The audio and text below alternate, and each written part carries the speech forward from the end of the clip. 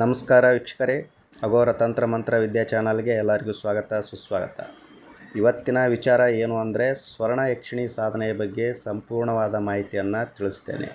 ಈ ಸ್ವರ್ಣ ಯಕ್ಷಿಣಿ ಸಾಧನೆಯನ್ನು ಮಾಡೋದರಿಂದ ಏನೆಲ್ಲ ಪ್ರಯೋಜನಗಳಿವೆ ಅಂದರೆ, ಭೌತಿಕ ಸುಖಗಳನ್ನು ಪಡಿಬೇಕು ಅಂದರೆ, ಅಷ್ಟೈಶ್ವರ್ಯಗಳನ್ನು ಪ್ರಾಪ್ತಿ ಮಾಡ್ಕೊಳ್ಬೇಕು ಅಂದರೆ, ಸುಖ ಸಂತೋಷ ನೆಮ್ಮದಿ ಸಮೃದ್ಧಿಯಿಂದ ನಾವು ಜೀವನವನ್ನು ನಡೆಸಬೇಕು ಅಂದರೆ ಸ್ವರ್ಣ ಯಕ್ಷಿಣಿ ಸಾಧನೆಯನ್ನು ಮಾಡಬೇಕಾಗತ್ತೆ.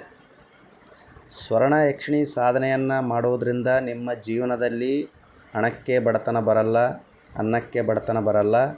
ಆಮೇಲೆ ಬಂಗಾರವನ್ನು ಆಕರ್ಷಣೆ ಮಾಡುತ್ತೆ. ಅಂದರೆ ಗುಪ್ತ ನಿಧಿಗಳನ್ನು ಏನು ಮಾಡುತ್ತೆ, ಈ ಯಕ್ಷಿಣಿಯು ನಿಮಗೆ ವರವಾಗಿ ನೀಡುತ್ತಾಳೆ. ನೀವು ಈ ಸಾಧನೆಯನ್ನು ಪರಿಪೂರ್ಣವಾಗಿ ಮಾಡಿದರೆ ಮಾತ್ರ. ಅರ್ಧಂಬರ್ಧ ಸಾಧನೆಯನ್ನು ಮಾಡಿದರೆ ಅದು ಕೆಲಸವನ್ನು ಮಾಡಲ್ಲ. ಪರಿಪೂರ್ಣವಾದಂಥ ಸಾಧನೆಯನ್ನು ಮಾಡಿದರೆ ಮಾತ್ರ ನಿಮ್ಮ ಜೀವನದಲ್ಲಿ ಎಂದಿಗೂ ಬಡತನ ಅನ್ನೋದು ಸುಳಿಯಲ್ಲ. ಅಷ್ಟೊಂದು ಪವರ್ಫುಲ್ಲಾಗಿರುತ್ತೆ. ಇಲ್ಲಿ ನಾನು ಕೊಡುತ್ತಿರುವಂತಹ ಮಂತ್ರ, ಈ ಒಂದು ಮಂತ್ರವನ್ನು ನೀವು ಗುರುವಿನ ಮಾರ್ಗದರ್ಶನದಡಿ ಗುರು ದೀಕ್ಷೆಯನ್ನು ಪಡೆದು ಮಾಡಿದರೆ ತುಂಬಾ ಉತ್ತಮವಾಗಿರುತ್ತೆ. ಇದು ಮನೆಯಲ್ಲಿನೇ ಕುಳಿತು ಮಾಡುವಂತಹ ಸಾಧನೆ. ನೀವು ಹೊರಗಡೆ ಹೋಗಿ ಮಾಡುವಂತಹ ಸಾಧನೆ ಇದಾಗಿರಲ್ಲ. ಈ ಸಾಧನೆಯು ಮನೆಯಲ್ಲೇ ಕುಳಿತು ಮಾಡ್ಬೋದು. ಈ ಸಾಧನೆಯನ್ನು ಮಾಡಬೇಕಾದ್ರೆ ನೀವು ಹಳದಿ ಬಟ್ಟೆಯನ್ನು ಧರಿಸಬೇಕಾಗತ್ತೆ. ಹಳದಿ ಆಸನವನ್ನು ಹಾಕಿ ಕುಳಿತುಕೊಳ್ಬೇಕಾಗತ್ತೆ. 21 ದಿನ ಸಾಧನೆಯನ್ನು ನೀವು ಮಾಡಬೇಕು. 21 ದಿನ ಅಂದರೆ ಪ್ರಾರಂಭ ಯಾವಾಗ ಮಾಡಬೇಕು ಅಂದರೆ ಶುಕ್ರವಾರ ಅಥವಾ ಶುಕ್ರವಾರ ಹುಣ್ಣಿಮೆ ಇದೆ.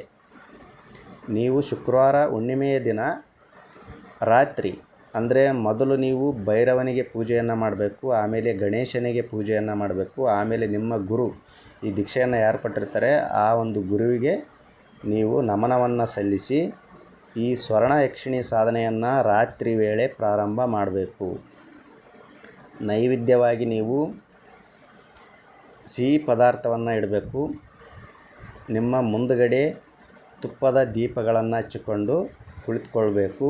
ಹಳದಿ ಬಟ್ಟೆಯನ್ನು ಧರಿಸಬೇಕು. ಹಳದಿ ಆಸನವನ್ನು ನೀವು ಹಾಕ್ಕೊಳ್ಬೇಕು. ಉತ್ತರ ಅಭಿಮುಖವಾಗಿ ಕುಳಿತುಕೊಂಡು 6 ಮುಖದ ರುದ್ರಾಕ್ಷಿಯನ್ನು ತೆಗೆದುಕೊಂಡು ನೀವು ಈ ಒಂದು ಮಂತ್ರವನ್ನು ಪ್ರತಿನಿತ್ಯ 1008 ಬಾರಿ ಜಪ ಮಾಡಬೇಕು.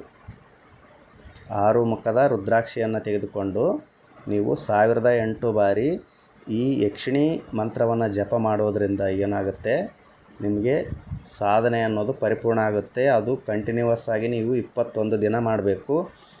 21 ದಿನ ಆದ ನಂತರ ಏನೇನು ಮಾಡಬೇಕು ಅನ್ನೋದು ನೀವು ಗುರುವಿನ ದೀಕ್ಷೆಯನ್ನು ತೆಗೆದುಕೊಂಡ್ರೆ ಮಾತ್ರ ಅದನ್ನು ಪರಿಪೂರ್ಣವಾಗಿ ಹೇಳಲಾಗುತ್ತೆ. ಯಾಕಂದರೆ ಎಲ್ಲ ವಿಚಾರಗಳನ್ನು ಇದರಲ್ಲಿ ಹೇಳೋಕ್ಕೆ ಆಗಲ್ಲ. ಕೆಲವು ವಿಚಾರಗಳನ್ನು ನಾವು ಲಾಕ್ ಇಡಬೇಕಾಗತ್ತೆ. ಯಾಕೆಂದರೆ ಓಪನ್ ಅಪ್ ಆಗಿ ಇದರಲ್ಲಿ ಹೇಳೋಕ್ಕೆ ಆಗಲ್ಲ. ಕೆಲವು ವಿಚಾರಗಳನ್ನು ನೀವು ದೀಕ್ಷೆ ತಗೊಂಡ್ರೆ ಮಾತ್ರ ಆ ವಿಚಾರಗಳನ್ನು ಹೇಳಬೇಕಾಗತ್ತೆ. ಈ ಸ್ವರ್ಣ ಯಕ್ಷಿಣಿ ಸಾಧನೆಯನ್ನು ಪರಿಪೂರ್ಣವಾಗಿ 21 ದಿನ ಆದ ನಂತರ ಆಮೇಲೆ ಮತ್ತೆ 11 ದಿನದ ಸಾಧನೆ ಇರುತ್ತೆ. ಆ 11 ದಿನದ ಸಾಧನೆ ಅನ್ನೋದು ತುಂಬಾ ಇಂಪಾರ್ಟೆಂಟ್ ಆಗಿರುತ್ತೆ. ಅಲ್ಲಿ ನಿಮಗೆ ಏನಾಗುತ್ತೆ, ಯಕ್ಷಿಣಿ ದೇವಿಯ ದರ್ಶನವೂ ಆಗುತ್ತೆ. ಆಮೇಲೆ ಕೆಲವೊಂದು ವಚನಗಳನ್ನು ತೆಗೆದುಕೊಳ್ಳುವಂತಹ ವಿಧಾನಗಳು ಇರುತ್ತೆ. ಈ ಒಂದು ದೇವಿ ಸಾಧನೆಯನ್ನು ಮಾಡಿದಾಗ, ಸಾಧನೆಯನ್ನು ಮಾಡುವಾಗ ನೀವು ಕಂಪಲ್ಸರಿಯಾಗಿ ಬ್ರಹ್ಮಚಾರ್ಯ ಪಾಲನೆಯನ್ನು ಮಾಡಬೇಕು. ಆಮೇಲೆ ಮಾಂಸಾಹಾರ ಧೂಮಪಾನವನ್ನು ನೀವು ಸೇವನೆಯನ್ನು ಮಾಡಬಾರ್ದು. ತುಂಬಾ ಪವಿತ್ರತೆಯಿಂದ ನಿಷ್ಕಲ್ಮಶವಾದ ಮನಸ್ಸಿನಿಂದ ಭಕ್ತಿಯಿಂದ ನೀವು ಈ ಸಾಧನೆಯನ್ನು ಮಾಡಬೇಕಾಗುತ್ತೆ. ಈ ಸಾಧನೆಯನ್ನು ಮಾಡಬೇಕಾದ್ರೆ ನೀವು ಕಂಪಲ್ಸರಿಯಾಗಿ ಪ್ರತಿನಿತ್ಯ ಹಳದಿ ಬಟ್ಟೆಯನ್ನೇ ಧರಿಸಬೇಕು. ಬೇರೆ ಕಲರ್ ಬಟ್ಟೆಯನ್ನು ಧರಿಸುವಂತಿಲ್ಲ. ಆಮೇಲೆ ಜಪಮಾಲೆಯನ್ನು ನೀವು ಗೌಪ್ಯವಾಗಿ ಇಡಬೇಕು. ಯಾರಿಗೂ ತೋರಿಸಬಾರ್ದು. ನಿಮ್ಮ ಕುಟುಂಬದ ಸದಸ್ಯರಿಗೂ ಸಹ ಜಪಮಾಲೆಯನ್ನು ತೋರಿಸಬಾರ್ದು. ಸದಾ ನೀವು ಕೊರಳಲ್ಲಿ ರುದ್ರಾಕ್ಷಿ ಮಾಲೆಯನ್ನು ಧರಿಸಬೇಕು.